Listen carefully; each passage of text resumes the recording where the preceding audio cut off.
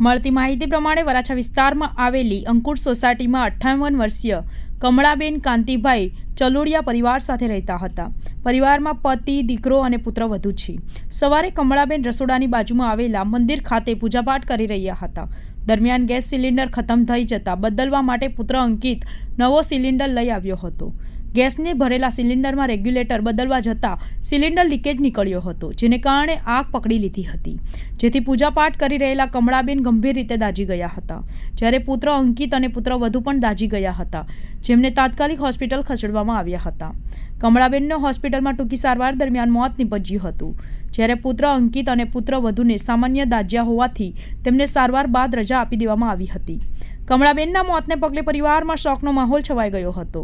હાલ તો મૃતદેહને પોસ્ટમોર્ટમ અર્થે સ્મીમેર હોસ્પિટલ ખસેડવામાં આવ્યું છે. આ જે ઘટના છે એ વરાછા અંકુર સોસાયટીમાં અમારા પરિવારમાંથી કાંતિભાઈ ચલુડિયા એ ત્યાં રહે છે અને તેના ઘરે સવારે બોટલ ચેન્જ કરતા એના સન છે અંકિતભાઈ, એ બોટલ ચેન્જ કરતા હતા અને અમારા જે મોટા બા છે કમળાબેન તેને દીવાબત્તી કરતા હતા અને બોટલ કંઈક લીકેજ છે એટલે તેના હિસાબે આગ લાગી ગઈ અને આગમાં 3 જણા એટલે અંકિતભાઈ અને એના વાઈફ અને અમારા જે મોટા બા છે કમળાબેન એ ત્રણેય આગની અસર થઈ ગઈ.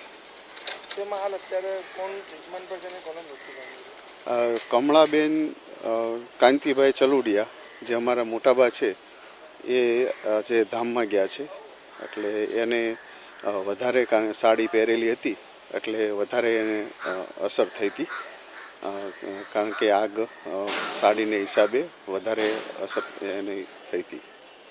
અને અંકિતભાઈ છે એને અત્યારે રજા આપી દીધી છે અને એના વાઈફ છે એને તો સેમ દિવસે જ રજા આપી દીધી હતી. કઈ જગ્યાનો બનાવ છે? અંકુર સોસાયટી, મિની બજાર.